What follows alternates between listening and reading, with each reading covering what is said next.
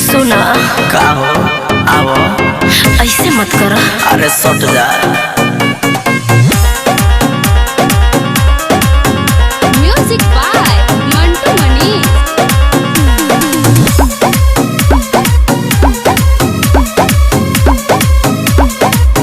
अरे उठावा के चुनु में दोनों थिया उतार के बाँव नहीं जाए दे हो मोई सुतार के हाथावा के रोकता धनिया बेकार के रात भर खुश करो अपना भातार के रजा ठोपे ठोपला हो में धके घोपला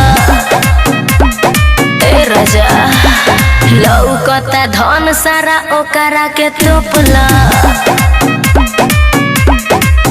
अरे उठावा के चुनु में दोनों थिया उतार के बाँव नहीं जाए दे हो मोई सुतार के हाथावा के रोकता धनिया बेकार के रात भर खुश करो अपना भातार के रजा ठोपे ठोपला हो में धके घोपला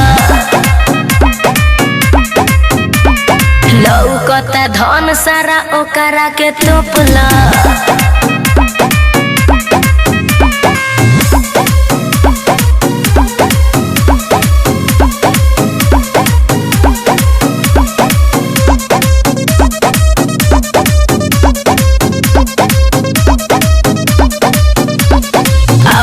जहने शुरुआत कर देनी साझही से बोली बोली रात कर देनी। आगे हमरो से होई नहीं अब कंट्रोल लहंगा उठा के अब खाला गरो मजा ठोपे ठोपला हो में धके घोपला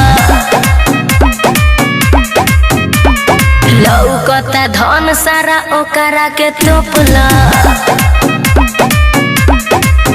अरे उठावा के चुनु में दोनों थिया उतार के बाँव नहीं जाए दे हो मोई सुतार के हाथावा के रोकता धनिया बेकार के रात भर खुश करो अपना भातार के रजा ठोपे ठोपला हो में धके घोपला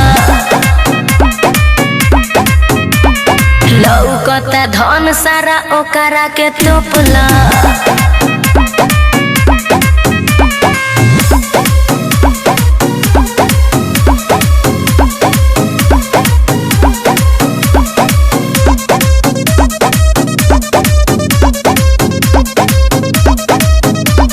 राइटर मिथिलेश कुदावता रहो एक नहीं हमारो पुरावता रहो।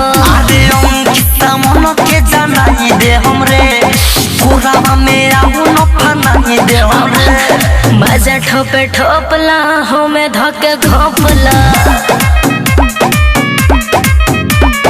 लौकता धन सारा ओकरा के तोपला।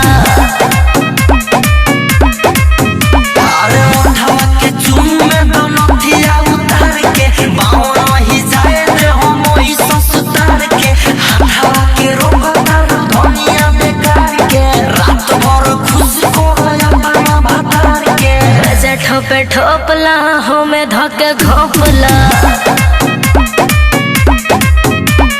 लौकता धन सारा ओकरा के तोपला।